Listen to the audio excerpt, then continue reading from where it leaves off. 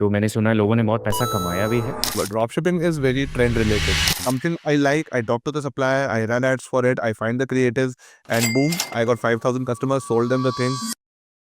These are the 4-5 steps they should check in order to check the originality or maybe of that industry. So the dropshipping is also becoming more and more and more difficult as people are now starting to find their eyes and they're looking for logical deals. They're looking for branded products. They're not looking for off-the-shelf products, right? Correct. That is the first one. Second one, be very, very, very sure about the money it is going to actually take, right? Okay. Have a cut loss, stop loss in that.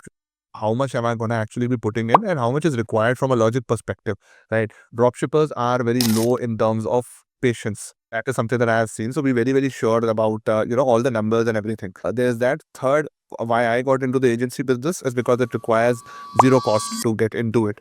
Try to figure out ways to generate money in bulk without investing a lot.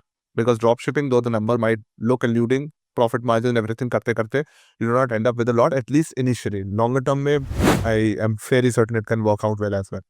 When people start to build a brand, they have that hold or ownership of their own product or even inventory as well. But when I'm doing drop shipping, more than 50% of the things are not in my hand. Maybe the people who are showing that you will earn this and this much, they're not accounting the factors of cancel COD orders, returns, replacements, refunds. That comes later. But yeah, dropshipping is very trend related.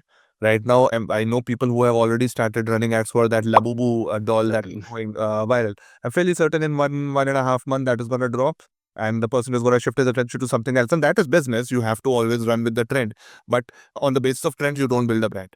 Right? No, correct. Dropshipping, Completely agree. something I like, I talk to the supplier, I run ads for it, I find the creatives, and boom, I got 5,000 customers, sold them the thing, 20% return, doesn't matter, made the money.